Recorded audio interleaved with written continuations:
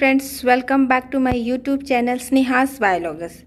आज हम लोग क्लास 10 के केमिस्ट्री का पहला चैप्टर जो केमिकल इक्वेशन एंड रिएक्शंस में जो टॉपिक पढ़ रहे हैं उसे हम लोग संक्षारण कहते हैं, वो पढ़ने वाले हैं इंग्लिश में, जिसे हम लोग कोरोजन कहते हैं। ठीक है, तो ये जो टॉपिक है वो आपका मेटल और नॉन मेटल चैप्टर में भी है, लेकिन चलिए हम इसी चैप्टर में से पढ़ते हैं। आखिर संक्षारण कहते किसे हैं, है ना, क्या है संक्षारण। तो संक्षारण का सिंपल मीनिंग होता है क्षय होना। ठीक है, धीरे धीरे क्षय होना ही क्या होता है, संक्षारण होता है। लेकिन साइंस में हम इसे कैसे डिफाइन करेंगे वो देखिए।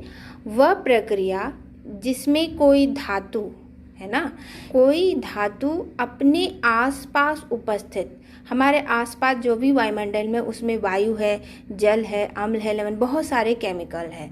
तो कोई धातु अपने आसपास उपस्थित वायु, अम्ल, नमी आदि से, जो मेन चीज़ होता है वो वायु और नमी ही होती है। तो वायु, नमी, अम्ल आदि के संपर्क में आकर संक्षारित होती है, संक्षारण कहते हैं। ठीक है, वह प्रक्रिया जिसमें कोई धातु अपने आसपास उपस्थित वायु, नमी, अम्ल आदि के संपर्क में आकर संक्षारित होती है, उसे हम लोग संक्षारण कहते हैं। और ये जो संक्षारण होता है, ये जो क्षय होता है, ठीक है, ये क्या होता है, प्रायः धातुओं की ऊपरी परत का होता है। क्यों होता है? क्योंकि धातुओं की ऊपरी परत ही क्या होती है, वायुमंडल के संपर्क में रहती है, वायु और नमी के संपर्क में रहती है। ठीक है, इंग्लिश में हम इसे डिफाइन करेंगे, degradation of metals by the action of air, moisture, acid etc. on their surface is called corrosion. Degradation of matter by the action of air, moisture, acid on their surface is called corrosion. तो ये था उसका definition. लेकिन हम लोगों को पढ़ना है संक्षारण के कारण। It means what are the factor causes corrosion, यानी वे सारी क्या क्या आवश्यक शर्तें हैं जिनके कारण संक्षारण होता है, और अगर वो शर्तें नहीं होगी तो किसी भी धातु का संक्षारण नहीं होगा। तो उन शर्तों को पढ़ने से पहले चलिए एक छोटा सा प्रयोग को हम लोग देखते हैं जो आपके बुक में दिया है। हमने क्या किया है, इस प्रयोग में 3 परख नलियाँ ली है, परख नली ए, परख नली बी और परख नली सी। तीनों परख नली में हमने लोहे की एक एक कील को डाल दिया है। ठीक है, देखिए परख नली ए में हमने जल लिया है, उसमें लोहे की कील डाली है, और उससे हम और क्या है किया है, उसे हमने कॉर्क, रबड़ का जो कॉर्क होता है उससे उसको हमने क्या कर दिया है, बंद कर दिया है। ठीक है, परख नली बी में हमने क्या कर दिया है, जल नहीं लिए हैं, हम क्या लिए हैं, निर्जल कैल्शियम क्लोराइड। ठीक है, इसको हम लोग बोलते हैं जिसमें जल की कोई मात्रा नहीं होती, शुष्क जो रहता है वो कैल्शियम क्लोराइड लेते हैं। और इसमें चूंकि हम जानते हैं कि परख नली है तो उसमें कुछ ना कुछ वायु रहेगा ही, तो जहाँ पर जल नहीं है वो खाली स्थान पे वायु रहेंगे। इसको भी हम लोग क्या करते हैं, एक कॉर्क की सहायता से इसको बंद करते हैं। परख नली सी में हम लोग क्या ले रहे हैं, हम आश्रित जल, डिस्टिल्ड वाटर जिसे हम लोग कहते हैं, ठीक है, हम वो ले रहे हैं, और उबलता हुआ डिस्टिल्ड वाटर यानी प्योरेस्ट फॉर्म ऑफ वाटर, जिसमें किसी भी तरह का कोई भी केमिकल्स, कोई भी इम्प्योरिटी नहीं है, और ये जो डिस्टिल्ड वाटर है ये उबलता हुआ है। ठीक है, तो अगर वाटर उबलेगा यानी इसमें क्या होगी, जल, जो भी जल होंगे वो उसमें नहीं रहेंगे, जल वाष्प, और क्या है, और इसमें भी हमने कील लिया है, और ऊपर में जो खाली जगह होगा उसमें डेफिनेटली एयर होगा, और हमने क्या कर दिया है, इसको क्या कर दिया, ऊपर में तेल डाल दिया है, जिससे उसकी एक पतली परत बन गई है जल के ऊपर। तो हमने कील रख दिया।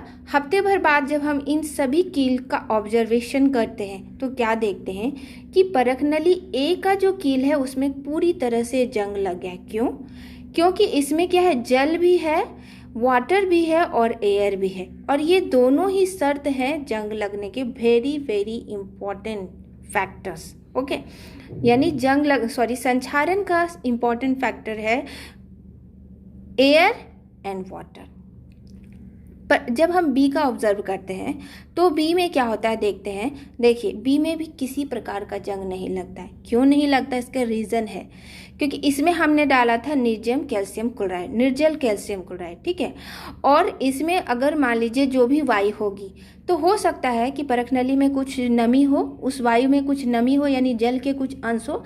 तो निर्जल कैल्शियम क्लोराइड क्या कर रहा है, उस जल के अंश को सोख ले रहा है, यानी जो भी वायु था उसके मॉइस्चर को सोखे उस वायु को वो क्या कर दे रहा है, शुष्क बना दे रहा है। यानी जल और वायु दो फैक्टर्स में, इसमें सिर्फ एक ही फैक्टर विद्यमान है, वो है वायु, है ना। जल नहीं विद्यमान है क्योंकि जल हमने इसमें डाला ही नहीं था, और जो भी मॉइस्चर वायु में थे उसको एब्जॉर्ब कर लेने का काम कर रहा है निर्जल कैल्शियम क्लोराइड। तो इसमें किसी भी तरह का क्या है, मॉइस्चर यानी जल की मात्रा नहीं है, इसलिए इसके कील में किसी भी तरह का जंग नहीं लगा है, किसी भी तरह का संक्षारण नहीं हुआ है। अब परखनली सी को जब हम ऑब्जर्व करते हैं तो उसमें भी क्या होता है, बी की तरह से कोई भी तरह का संक्षारण नहीं होता, उसमें जंग नहीं लगती है। रीज़न क्या है, क्योंकि ये तो आश्रित जल है, उबलता हुआ जल है, प्योरेस्ट फॉर्म जल है, यानी इसमें ना तो लवण है या ना अम्ल है, किसी भी तरह का मात्रा नहीं है, लेकिन जल है, ठीक है। और क्या है, इसके ऊपर क्या है, वायु है ना, लेकिन बीच में क्या है, तेल की परत है जो वायु के संपर्क से रोक रही है इस कील को। लेकिन यहाँ ऑलरेडी जल है, तो एक कंडीशन क्या नहीं है, वायु नहीं है। तो दो कंडीशन में इसमें क्या है, वायु नहीं है, इसलिए इसमें भी इसमें भी संक्षारण नहीं होता। इसका मतलब यही है कि संक्षारण के लिए, किसी भी धातु के संक्षारण के लिए दो कंडीशन बहुत जरूरी है, दो फैक्टर वेरी इंपॉर्टेंट फैक्टर है। First one is the air and second one is the water, ठीक है। अब बात ये आती है कि कभी कभी हम क्या लिख देते हैं, नमी युक्त वायु, ये हमें, तो जब हम नमी युक्त वायु लिख देंगे इसका मतलब क्या है, वायु तो है ही, साथ में उसमें जल के भी अंश है, तो अलग से फिर उस कंडीशन में जल जोड़ने की जरूरत नहीं है। यानी नमी युक्त वायु ही वह कंडीशन है, वह फैक्टर है जो किसी भी धातु के संक्षारण के लिए बहुत ही आवश्यक है, ठीक है। संक्षारण के कारक क्या क्या कारक है, तो जल और वायु, और यही दो कारक मोस्ट इंपॉर्टेंट होते हैं, ठीक है। उसके बाद देखिए आप अम्ल और लवण भी होता है। तो ये जो दो कारक है वो संक्षारण की प्रक्रिया में उत्प्रेरक की तरह कार्य करते हैं, कैटलिस्ट की तरह कार्य करते हैं, यानी जो संक्षारण की दर को और भी ज़्यादा क्या कर देती है, बढ़ा देती है। तो संक्षारण के कारक हो गए जल, वायु, अम्ल अथवा लवण। अगर हम जल और वायु को एक साथ लिखना चाहेंगे तो नमी युक्त वायु, अम्ल अथवा लवण। So what are the factor causes corrosion, that is water, air, acids and salt, and we can write water and air like air with moisture. Okay, now संक्षारण का उदाहरण पूछा जाता है बार बार, क्या एग्जाम्पल्स है संक्षारण के, तो तांबे के ऊपर जो हरी परत बनती है वो भी संक्षारण का उदाहरण है, चांदी के ऊपर काली परत का बनना संक्षारण का उदाहरण, लोहे के ऊपर लालिमा युक्त भूरे रंग की परत का चढ़ना या बनना, जिसे हम लोग जंग लगना कहते हैं, रस्टिंग, वो भी संक्षारण का उदाहरण है। तो इन सारे को हम अभी डिटेल में पढ़ेंगे। सो examples of corrosions are green layer over the copper, black layer over the silver, brown layer over the iron and white layer over the zinc.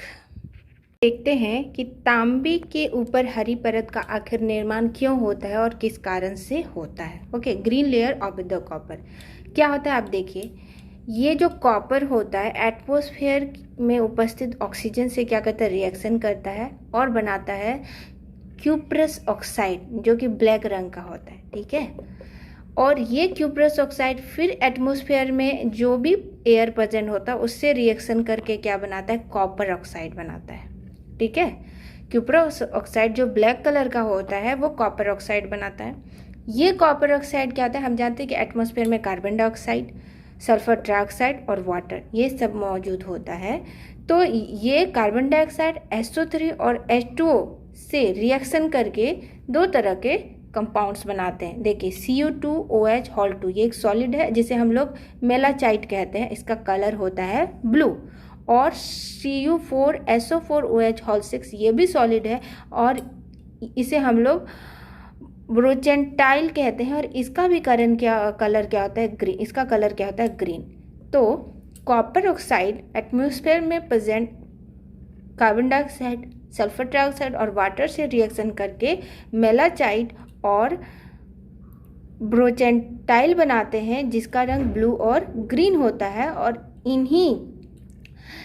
इन्हीं के कारण क्या होता है, तांबे के ऊपर या तो हल्के नीले और हरी रंग की क्या होती है, परत बन जाती है और तांबे का संक्षारण होता है। आई बात समझ में? संक्षारण का दूसरा उदाहरण हम लिखे, चांदी के ऊपर काली परत बनना। It means black layer over the silver. कैसे होता है ये जानना चाहिए और क्या आता है। तो क्या होता है कि जो चांदी है Ag, ठीक है, हाइड्रोजन सल्फाइड से रिएक्ट करते हैं और सिल्वर सल्फाइड बनाता है। और ये जो सिल्वर सल्फाइड है इसी का कलर क्या होता है, ब्लैक होता है।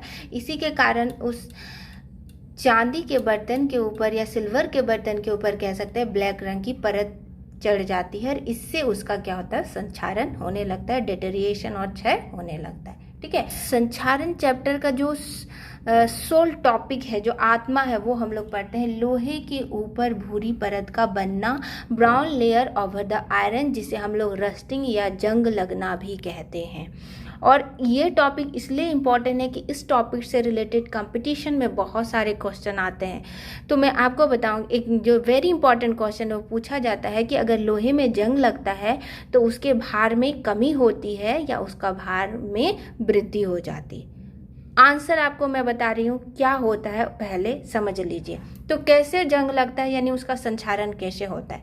तो जो भी हम लोग का आयरन जो धातु होता है वो वातावरण में जो भी ऑक्सीजन है उससे रिएक्ट करता है तो वो टूट जाता है Fe2+ आयन में। ठीक है, आप हमेशा याद रखें। और ये Fe2+ आयरन ऑक्सीजन से रिएक्ट करके बनाता है Fe2O3, जिसे हम लोग फेरिक ऑक्साइड भी कहते हैं। ठीक है, और ये फेरिक ऑक्साइड फिर जल से अभिक्रिया वाटर से रिएक्ट करता है और वाटर से रिएक्ट करके वो क्या बना देता है, हाइड्रेटेड फेरिक ऑक्साइड, जल युक्त फेरिक ऑक्साइड बना देता है। और इसी फेरिक ऑक्साइड और हाइड्रेटेड फेरिक ऑक्साइड को हम लोग कहते हैं जंग यानी रस्ट कहते हैं। ठीक है, इसी ही हम लोग क्या कहते हैं, जंग यानी रस्ट कहते हैं।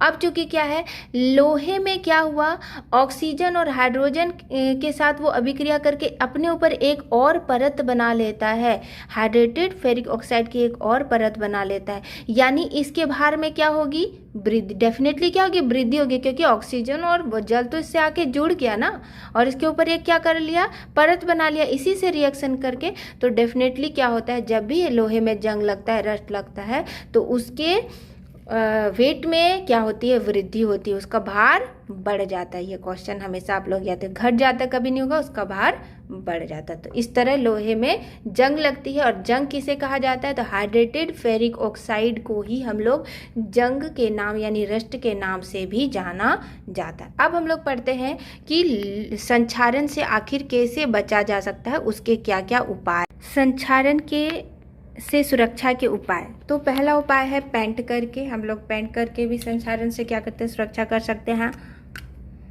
क्या होता है कि ये पेंट करने से क्या होता है, जो मेन धातु होती है उसका संपर्क वायु और नमी से टूट जाता है, तो उसमें किसी तरह का संचारण यानी कोरोजन नहीं होता है। ग्रीस लगाने से भी वही होता है, तेल लगाकर। ओके, यसद लेपन करके, यही इम्पॉर्टेंट है। क्या है यसद लेपन, है ना। तो लोहे की वस्तु या की वस्तु पर क्या होता है, जब जिंक की यानी जस्ते की पतली परत चढ़ाई जाती है तो उस प्रक्रिया को हम लोग क्या कहते हैं, यसद लेपन कहते हैं। अगर लोहे की वस्तु पर जस्ते की पतली परत चढ़ा दी जाती है तो लोहा क्या होता है, ऑक्सीजन और नमी के संपर्क से कट जाता है और उसमें संचारण नहीं होता, तो उसे हम लोग यसद लेपन कहते हैं। मिश्र धातु बनाकर, मिश्र धातु किसे कहते हैं, दो या दो से अधिक धातु के समांगी मिश्रण को मिश्र धातु कहते हैं। इसमें क्या होता है, सपोज दैट कि किसी धातु में क्या है, जंग लगने का गुण है, लेकिन कि दूसरे धातु में जंग लगने का गुण नहीं है। तो अगर दूसरे धातु से इसको मिला दिया जाए तो एक नए धातु का निर्माण होगा जिसमें क्या होगा, जंग नहीं लगेगा। ठीक है, so in English what are the method by which we prevent corrosion? The first one is the coating, second one is the galvanization and third one is by making alloy by coating, है ना। In coating the methods are paints, wax and oil, and all these three methods prevent the direct contact of metal from air and moisture, hence preventing from corrosion. Second one is the galvanization, the very most important one process. It is the process of applying a protective layer of zinc on metal by the process of electro plating. And third one is the by making alloy that are resistant to rusting, and stainless steel is the best alloy which help to prevent rusting.